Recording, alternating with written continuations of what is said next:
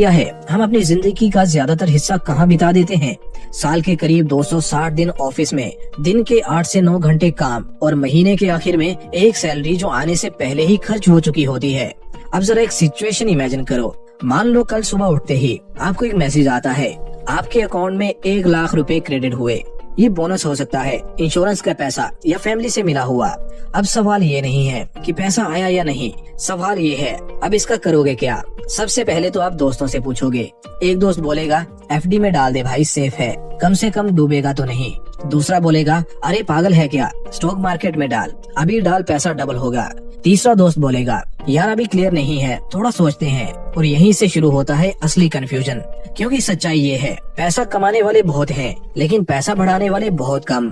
और जो लोग पैसा नहीं बढ़ा पाते वो इसलिए नहीं कि वो आलसी हैं, बल्कि इसलिए क्योंकि उन्हें सही फैसला करना कभी सिखाया ही नहीं गया। आज की वीडियो उन्हीं लोगों के लिए है जो पैसा सिर्फ कमाना नहीं, समझदारी से बढ़ाना चाहते हैं। आज हम कोई भारी भरकम फाइनेंस की थ्योरी नहीं पढ़ेंगे। आज हम आसान भाषा में समझेंगे लमसम क्या होता है, नॉर्मल एसआईपी कैसे काम करती है, मॉडिफाइड एसआईपी या स्मार्ट एसआईपी क्या है, और सबसे जरूरी कौन सा तरीका आपके लिए सही है। लेकिन किताबों की भाषा में नहीं, एक रियल लाइफ कहानी के जरिए। 3 आम लोग, 3 अलग सोच और 3 अलग नतीजे, क्योंकि कहानियों से मिली सीख तुरंत दिल तक उतर जाती है और हमेशा याद भी रहती है। तो चलिए शुरू करते हैं। ये कहानी है 3 दोस्तों की, रोहन, मीरा और अर्जुन की। तीनों की इनकम लगभग सेम, कोई बहुत अमीर नहीं, कोई बहुत गरीब भी नहीं, बस टिपिकल मिडिल क्लास लोग। तीनों का सपना भी एक ही था, 5-7 साल में ऐसी वेल्थ बनाना कि पैसे को लेकर डर खत्म हो जाए। लेकिन फर्क था उनके सोचने के तरीके में, और वही फर्क आगे चलकर उनकी पूरी फाइनेंशियल लाइफ बदल देता है। सबसे पहले रोहन, अभी डालो वरना मौका निकल जाएगा वाला इंसान। रोहन के साथ एक दिन कुछ ऐसा होता है जो जिंदगी में कभी कभी सबके साथ होता है। उसके पापा उसे 1 लाख रुपए दे देते हैं, बोनस जैसा अनएक्सपेक्टेड पैसा।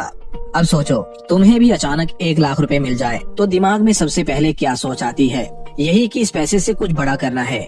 उसी टाइम टीवी पर न्यूज चल रही थी, मार्केट ऑल टाइम हाई पर है, इंडिया फास्टेस्ट ग्रोइंग इकोनॉमी बन रही है, लॉन्ग टर्म में मार्केट हमेशा ऊपर जाता है। रोहन का दिमाग इंस्टेंटली कन्विंस हो जाता है। उसने सोचा अभी नहीं डाला तो मौका निकल जाएगा, सब लोग कमा रहे हैं, मैं क्यों पीछे रहूं। और बिना ज्यादा सोचे समझे, बिना ये पूछे कि पैसा कितने समय के लिए है, बिना ये सोचे कि मार्केट गिर भी सकता है, उसने पूरा 1 लाख रुपया एक साथ एक इक्विटी म्यूचुअल फंड में डाल दिया। यही कहलाता है लमसम इन्वेस्टमेंट। शुरुआत में सब कुछ परफेक्ट लगता है। पहले कुछ महीने रोहन बहुत खुश था, पोर्टफोलियो ऊपर जा रहा था। 6 महीने में 12% का प्रॉफिट, 1 लाख रुपए बन गए 1.25 लाख रुपए। अब कॉन्फिडेंस आ गया। रोहन दोस्तों को लेक्चर देने लगा, यार मार्केट में पैसा बनाना तो इजी है, बस सही टाइम पर एंट्री चाहिए। अंदर ही अंदर वो सोचने लगा काश और पैसा डाला होता, लेकिन मार्केट को आपका कॉन्फिडेंस पसंद नहीं आता।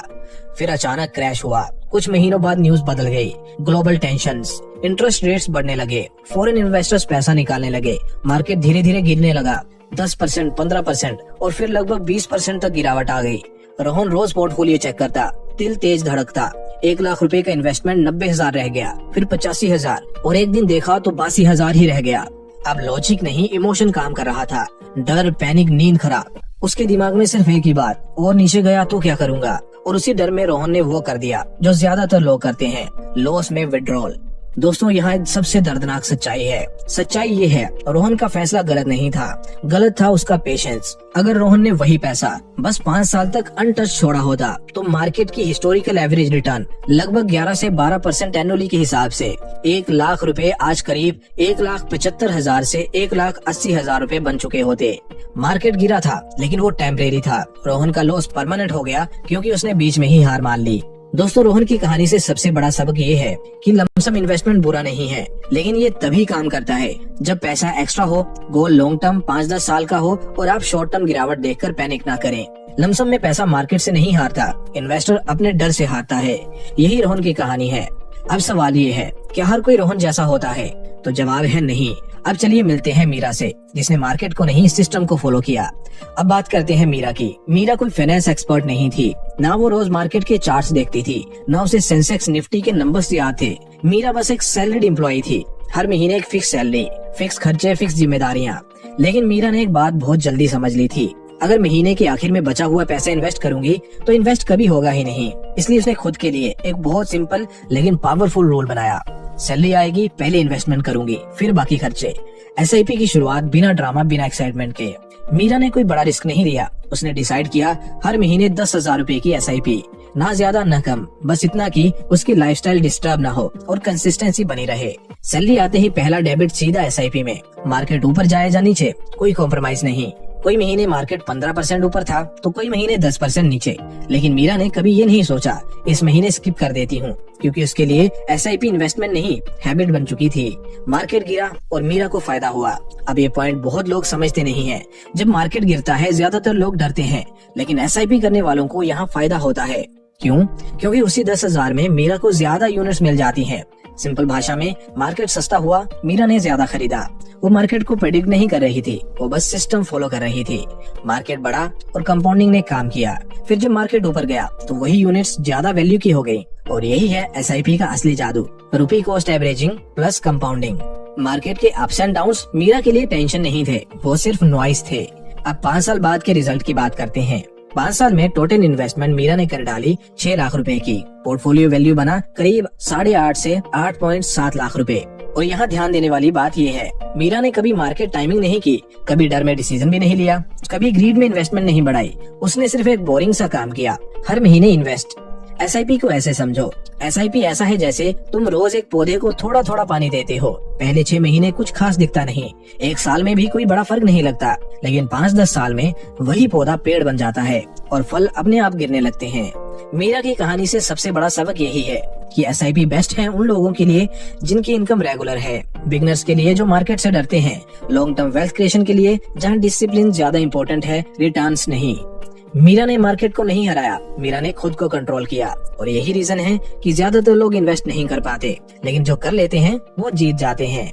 अब सवाल ये है कि SIP को थोड़ा और स्मार्ट बनाया जा सकता है क्या? मार्केट को समझकर थोड़ा एक्स्ट्रा फायदा लिया जा सकता है? यहीं से एंट्री होती है अर्जुन की कहानी की। अब आते हैं अर्जुन पर। अर्जुन कोई ओवर स्मार्ट ट्रेडर नहीं था, ना दिन भर चार्ट्स देखता था, ना इंटरडे ऑप्शंस जैसी चीजों में घुसा हुआ था, लेकिन अर्जुन के पास एक बहुत अंडररेटेड स्किल थी, ऑब्जर्व करना। वो चुपचाप दोनों को देख रहा था। रोहन को देखा, मार्केट गिरा, कॉन्फिडेंस टूटा, पैनिक आया और लॉस में एग्जिट हो गया। मीरा को देखा, मार्केट गिरा लेकिन SIP चलती रही, कोई ड्रामा नहीं, कोई डर नहीं। अर्जुन ने वहीं एक बात समझ ली, प्रॉब्लम इन्वेस्टमेंट मेथड में नहीं है, प्रॉब्लम रिएक्शन में है। इसलिए उसने बीच का रास्ता सोचने वाला दिमाग लगाया। अर्जुन ने खुद से सवाल पूछा, क्या मैं SIP की डिसिप्लिन रख सकता हूँ, लेकिन मार्केट गिरने पर थोड़ा ज्यादा फायदा भी उठा सकता हूँ? वो ना तो पूरा गैम्बल करना चाहता था और ना ही बिल्कुल पैसिव रहना चाहता था। यहीं से उसके दिमाग में एक आइडिया आया, मॉडिफाइड SIP का, या कहो स्मार्ट SIP। मॉडिफाइड SIP असल में होती क्या है? पहले नॉर्मल SIP को समझो। नॉर्मल SIP में हर महीने एक फिक्स अमाउंट जाता है, मार्केट कुछ भी करे अमाउंट सेम रहता है। अब मॉडिफाइड SIP में अमाउंट मार्केट के मूड के हिसाब से थोड़ा एडजस्ट होता है। अर्जुन ने अपने लिए सिंपल रूल्स बनाए। मार्केट बहुत गिरा हुआ लगे तो 15,000 रुपए SIP, मार्केट बहुत ऊपर चला गया हो तो 5,000 रुपए SIP, और नॉर्मल सिचुएशन में SIP 10,000 रुपए। बस इसके सिवा कुछ नहीं, कोई रॉकेट साइंस नहीं, कोई डेली ट्रेडिंग नहीं, कोई एग्जैक्ट बॉटम टॉप पकड़ने की कोशिश नहीं, सिर्फ लॉजिकल एडजस्टमेंट। ये गैम्बलिंग नहीं है।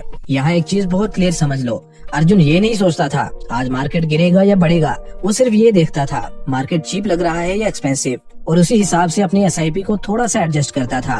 अब 5 साल बाद का फर्क देखो। 5 साल बाद जब तीनों मिले, अर्जुन का टोटल इन्वेस्टमेंट था करीब 6.3 लाख रुपए, लेकिन पोर्टफोलियो वैल्यू थी करीब 9.2 से 9.4 लाख रुपए, यानी मीरा से लगभग 70 से 80 हजार रुपए ज्यादा। और ये एक्स्ट्रा पैसा किसी जैकपॉट से नहीं आया था, ये आया था मार्केट गिरने पर थोड़ा एक्स्ट्रा इन्वेस्टमेंट करने से। लेकिन दोस्तों यहाँ एक बहुत जरूरी वार्निंग है, मॉडिफाइड SIP हर किसी के लिए नहीं है। अगर आप हर गिरावट में डर जाते हो, या हर तेजी में ग्रीडी हो जाते हो, या मार्केट थोड़ा सा भी गिरते ही सब कुछ निकाल लेने का मन करता है, तो ये स्ट्रेटजी आपको नुकसान पहुंचा सकती है, क्योंकि यहाँ डिसीजन आपको खुद लेने होते हैं। अब अर्जुन की कहानी से सबसे बड़ा सबक भी जान लो। मॉडिफाइड SIP बेस्ट है इंटरमीडिएट इन्वेस्टर्स के लिए, जो मार्केट साइकिल्स बेसिक लेवल पर समझते हैं, जो SIP डिसिप्लिन को मेंटेन कर सकते हैं और इमोशंस पर कंट्रोल रख सकते हैं। अर्जुन ने मार्केट को प्रेडिक्ट नहीं किया, उसने सिर्फ मार्केट के बिहेवियर के हिसाब से खुद को एडजस्ट किया, और कभी कभी इन्वेस्टिंग में यही स्मार्ट तरीका होता है। अब तीनों की कहानी यहाँ पूरी हो चुकी है। अब यहाँ आता है असली सवाल, इन तीनों में से आपके लिए सबसे सही रास्ता कौन सा है?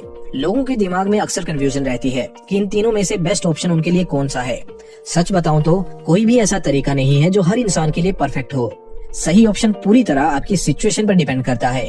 अगर आपके पास एक बार में बड़ा पैसा है और गोल 5 से 10 साल का है तो लमसम आपके लिए ठीक है। अगर आप हर महीने सैलरी कमाते हो और धीरे धीरे सेफ तरीके से वेल्थ बनाना चाहते हो तो नॉर्मल SIP बेस्ट है। और अगर आप मार्केट को थोड़ा समझते हो, गिरावट देखकर घबराते नहीं और थोड़ा एक्टिव रह सकते हो तो मॉडिफाइड SIP एक स्मार्ट ऑप्शन हो सकता है। कोई तरीका छोटा या बड़ा नहीं है, गलत बस वही तरीका है जो आप शुरू ही नहीं करो। अब सबसे बड़ी सच्चाई सुनो, इन्वेस्टमेंट में मेथड उतना इम्पोर्टेंट नहीं है जितनी की कंसिस्टेंसी। गलत तरीका भी अगर 10 साल लगातार किया जाए तो पैसा बना देता है, लेकिन सबसे परफेक्ट स्ट्रेटेजी भी अगर बीच में छोड़ दी जाए तो रिजल्ट 0 आता है।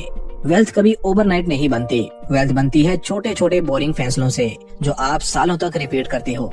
अब दोस्तों आपकी बारी है। अब मुझे बताओ आप किस टाइप के इन्वेस्टर हो? रोहन जैसे लमसम इन्वेस्टर, मीरा जैसे डिसिप्लिन्ड SIP या अर्जुन जैसे स्मार्ट SIP इन्वेस्टर? कमेंट में जरूर बताना।